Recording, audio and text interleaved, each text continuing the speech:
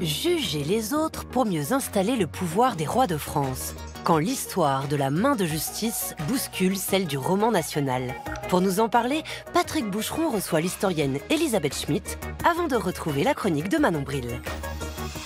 Gouverner, c'est manipuler les signes du pouvoir. On saisit, on brandit, on met la main sur toute une série d'objets. Et on le fait pour donner à voir la mainmise, justement, sur un territoire, sur une durée, mais aussi sur la conduite des autres. Avez-vous remarqué combien l'exercice du pouvoir convoque cette symbolique de la main, ouverte ou fermée comme un poing? Voici pourquoi, pour évoquer les régalias des rois de France, c'est-à-dire le bric-à-brac de sacralité qu'ils se transmettent le jour de leur sacre, nous avons choisi l'objet le plus spécifique de la monarchie capétienne, qui dédouble leur sceptre, la main de justice. Car c'est bien comme roi justicier que s'impose le souverain entre le XIIIe et le XIVe siècle, du règne de Saint-Louis à celui de Philippe le Bel. Pour nous en parler, Elisabeth Schmitt, historienne du pouvoir royal et de l'exercice de la justice, des pratiques de l'écrit et des rituels de gouvernement, en particulier pour cette institution qui procède de la capacité qu'a le roi à dire la justice, le Parlement de Paris. C'est elle que nous...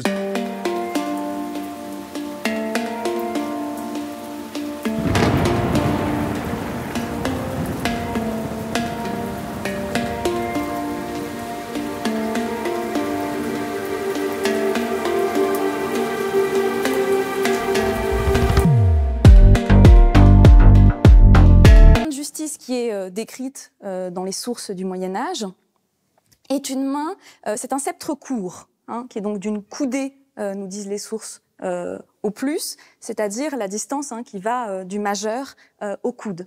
C'est un sceptre court qui est surmonté d'une main d'ivoire. Alors on dit même au Moyen-Âge que c'est une main qui est faite avec de la corne de licorne, animal réputé pour sa pureté, et donc on a en réalité une main d'une blancheur immaculée. Alors cette main de justice, on commence par en avoir une description dans les textes liturgiques qui décrivent la cérémonie du sacre. Ce n'est qu'un peu plus tard, au XIVe siècle, qu'on va avoir des premières représentations de la main de justice dans les représentations du sacre, puis dans les représentations des rois, que ce soit dans les enluminures, dans la statuaire, sur les sceaux, les monnaies, etc. La main de justice fait partie des régalias. Pour autant, elle occupe une place un petit peu spécifique puisque justement, c'est une spécificité capétienne, à l'inverse de la couronne, du manteau, de l'épée ou même du sceptre. Alors la main de justice s'impose dès le XIVe siècle véritablement comme un marqueur de la royauté. Et tous les rois vont l'utiliser lors de leur sacre jusqu'à la fin de l'Ancien Régime et même au-delà jusqu'aux souverains du XIXe siècle, jusqu'à Napoléon III. C'est tout un ensemble symbolique qui, au fil des siècles, va venir asseoir le pouvoir du roi de France. Dès le 8e siècle, la cérémonie du sacre du roi et de son couronnement devient un enjeu de conquête et de légitimité. Les textes, mais aussi les images, comme les sceaux ou les miniatures des grandes chroniques de France, nous permettent de mieux reconstituer les différents objets qui constituaient, d'un règne à l'autre, ce qu'on appelle les régalias.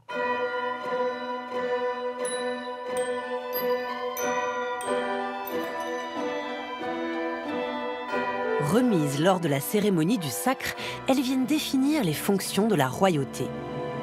Sur la tête, une couronne, bien sûr, qui a changé de nombreuses fois. Joyeuse, l'épée du sacre qui venait symboliser le caractère protecteur du souverain, sa capacité à défendre son territoire, mais aussi et surtout l'Église. Dans une main, un sceptre court, dit de Dagobert, puis à partir du XIVe siècle, dit de Charlemagne, qui était le lien dynastique entre les rois de France. Dans une autre main, on peut souvent voir apparaître une orbe crucigère, symbole d'autorité. Mais les régalias, prises dans un ensemble, entourent la personne du roi. On les porte, on les dépose, on les représente. Il y a donc également les éperons d'or qui venaient rappeler la nature du chevalier du roi. La sainte ampoule qui contenait l'huile sainte dont le roi était oint. Mais ce sont aussi les vêtements, Les chaussures, les bottines, le surcot, la tunique, la chape, les gants du sacre, l'anneau royal, le fermail de la chape et un sceptre de plus, spécifique, surprenant, la main de justice, qui ouvre un autre chapitre de l'histoire des rois de France. Tout se joue en fait entre le règne de Louis IX au XIIIe siècle et celui de Philippe le Bel et ses successeurs au début du XIVe siècle. Ce qui n'est pas très étonnant puisque c'est précisément le moment où la royauté capétienne devient véritablement une royauté justicière, c'est-à-dire où la justice devient l'une des principales prérogatives du roi.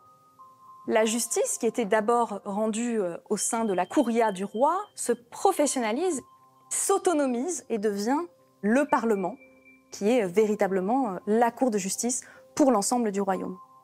On a en fait une véritable mainmise de la justice royale sur un nombre croissant de litiges et aussi sur un ressort, c'est-à-dire sur un territoire de plus en plus important. Et c'est pas étonnant que les premières représentations de la main de justice au début du XIVe siècle nous montrent Saint Louis, donc déjà canonisé, auréolé, dans sa tenue de sacre, avec les deux sceptres et donc avec la main de justice. C'est une image qui date des années 1315-1320, qui rappelle précisément dans ce contexte d'institutionnalisation de la justice que cette justice émane bien personnellement du souverain. Dans le courant du XIIIe siècle, la justice royale n'est pas acquise. Elle est véritablement un enjeu politique qui prend place dans un royaume morcelé où chaque jour, le roi de France doit imposer sa légitimité. Louis IX, situé entre le règne de Philippe Auguste et celui de Philippe le Bel, cherche à modifier définitivement le principe de la monarchie féodale. Ne voulant plus d'un rapport de vassalité qui pouvait mener au conflit, Louis IX se veut chef de la couronne avec ses sujets, devenant ainsi à la fois suzerain, mais aussi et surtout souverain. Et c'est ainsi que la justice royale s'impose comme moyen politique. En faisant de sa population des personnes individuelles et justiciables, il en fait dans le même temps ses sujets. C'est cette imagerie que Joinville, l'agiographe de Louis IX, puis bien plus tard le XIXe siècle, retiendra lorsqu'on représentera le roi Saint-Louis rendant la justice sous un chêne au château de Vincennes.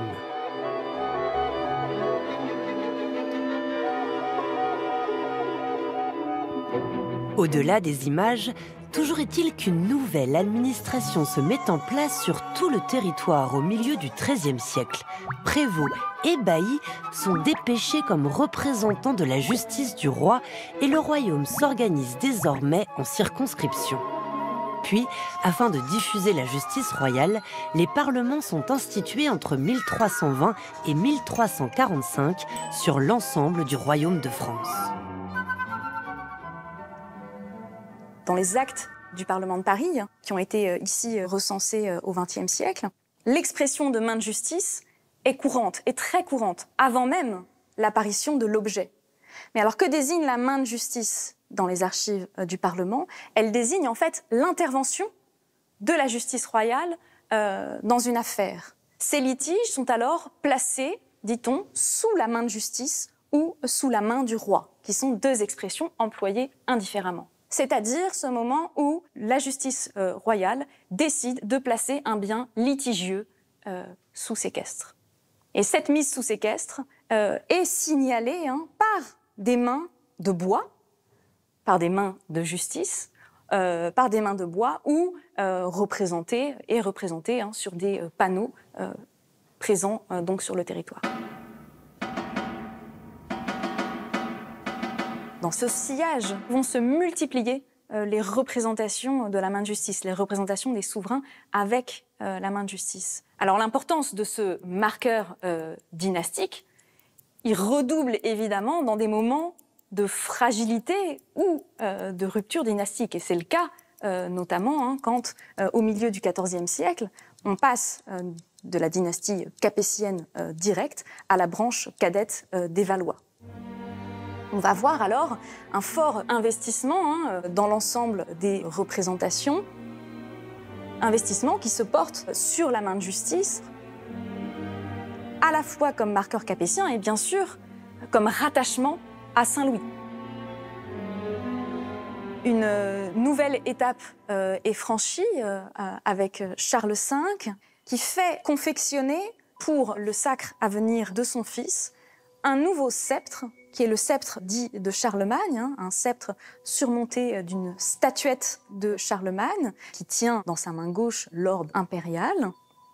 Et c'est ce diptyque, la main d'ivoire dite de licorne et le sceptre dit de Charlemagne, qui vont se fixer comme les deux sceptres utilisés lors des sacres de l'ensemble des rois qui vont suivre.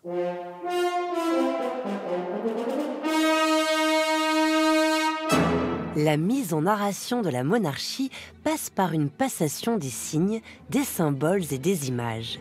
C'est pourquoi la main de justice passe autant de main en main que d'une représentation à l'autre. En montrant qu'elle est attachée au roi, à ses descendants et à ses successeurs, elle assure autant la continuité dynastique que la puissance symbolique qu'elle incarne. Si tous les rois la possèdent, alors la justice est légitime, car historique, ancrée dans le temps. C'est ainsi que l'on va représenter Hugues Capet, premier roi capétien, avec une main de justice, alors que rien ne l'atteste avec certitude. Ou que les rois de l'Ancien Régime vont, comme un souvenir déposé, placer la main de justice sur leurs portraits officiels. Les révolutionnaires ne s'y tromperont pas. En détruisant les régalias, comme la main de justice, ils détruisaient autant un objet qu'une histoire, qu'un signe répété, généalogique, qui venait asseoir la fiction de la monarchie française. Après la Révolution, les régalias sont détruites. Et c'est pour cette raison que Napoléon, pour son sacre, en 1804, va faire recréer par un orfèvre une main de justice. Cette main de justice de Napoléon, qu'on voit ici représentée sur le tableau d'Ingres, réalisé en 1806, nous montre Napoléon avec la main de justice dans la main gauche et le fameux sceptre de Charlemagne que l'on retrouve dans sa main droite. Alors, le tableau fourmille de références impériales, grecques, byzantines, mais on a vraiment, avec cette main de justice, un rattachement à ce qui était vraiment la royauté, un rattachement monarchique. Faire l'histoire de la main de justice, c'est faire apparaître derrière l'insigne toute l'importance de la justice dans la construction du pouvoir royal. Une importance à la fois concrète, puisque la construction de l'État monarchique passe aussi par l'extension de la justice royale, mais aussi sur un plan symbolique, puisqu'elle est l'un des éléments de la continuité dynastique qui est mise en scène, qui est écrite par les souverains eux-mêmes.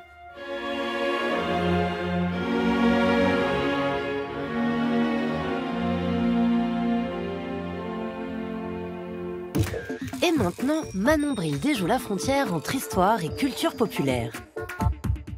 Le rappeur Jul a réussi depuis longtemps à imposer son empreinte dans la pop culture. Son signe des mains formant les lettres de son nom est depuis longtemps populaire dans une vaste frange de la population. On le croise en toute situation, même sans aucun rapport avec le rappeur, y compris dans la manifestation en 2016 contre la loi travail. Si les rappeurs utilisent depuis longtemps un signe de reconnaissance qui leur est propre et permettant de signifier leur appartenance, à la manière du W de Tupac pour West Coast, le signe de Jul va plus loin. Il est aussi devenu l'emblème de la déconne, utilisé premier ou second degré, peu importe. Il traduit l'amusement, le fun et est révélateur de la sympathie associée au rappeur. Le geste est d'ailleurs devenu si populaire que le jeu vidéo de foot très grand public FIFA a travaillé en octobre dernier sur une mise à jour permettant aux personnages joués de pouvoir l'effectuer lorsqu'on marque un but. Une innovation révélatrice de l'ampleur du phénomène. À l'inverse de la main de justice, les doigts de Jul représentent le fun et appartiennent à tout le monde.